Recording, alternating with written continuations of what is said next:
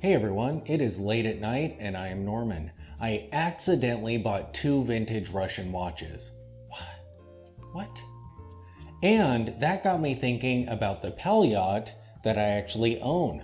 So for a majority of this week, I've actually been wearing this. I purchased it over 6 months ago, so it's time for an update. And at the end of this video, I'll explain to you how in the world I accidentally bought 2 watches. So let us begin.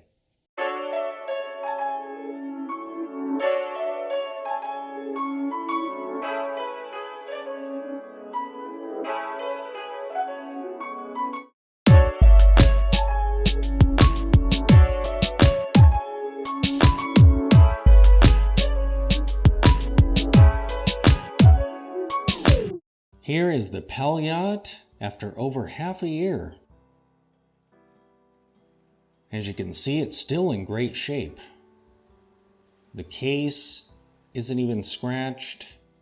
Now, I don't wear it very often though. I've probably worn it a dozen times, but it still looks brilliant. The crystal has no marks on it. When I got it, I did put it on the buffer wheel because there were a couple hairline scratches that were barely visible, but once I buffed it out, absolutely perfect. I've gotten used to using the crown. It's really tight, so you have to kind of be bold, not timid like I usually am, where I let the crown slip, that way I don't accidentally overwind it at all.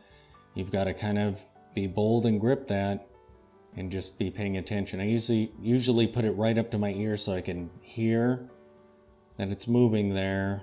But yeah, you have to use a nice tight grip and not be scared. But now that I'm doing that, I actually am able to get it properly wound up. When I first bought it, I was so gentle on it. It was like 6 or 7 turns. And I felt like it was full, but it wasn't. I can get 20 some turns on this thing when it's empty.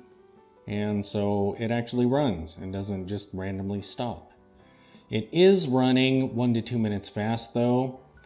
But I always wind my watches twice a day, morning and night. And so while I'm at it, I'll just kind of adjust the time from whatever it's wandered back to where it needs to be. And it looks amazing on the wrist. I have a 7-inch wrist, and the size of this for me is just perfect.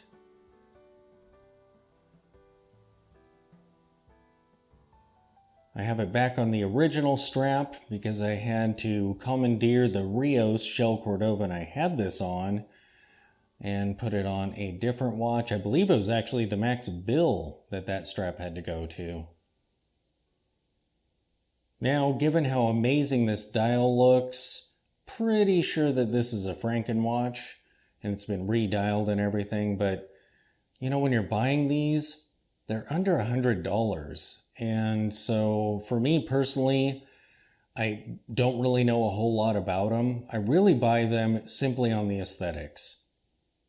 I figure even if this watch ended up being completely dead, if it looked cool like this one does, I just might pull an Andy Warhol and wear it even though it's not ticking away.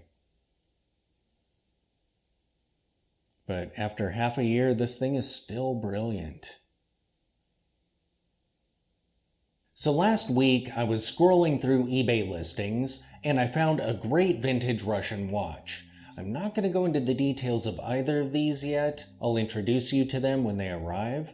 However, I decided I would make an offer on it. Now on eBay, I actually don't do a whole lot. I haven't made a ton of purchases there, and they're all buy now. I haven't bothered with bidding or anything, and I actually don't sell a whole lot there either. So I've never had a successful offer put out there. So I made an offer on that watch, and by the end of the evening, I still hadn't heard a response.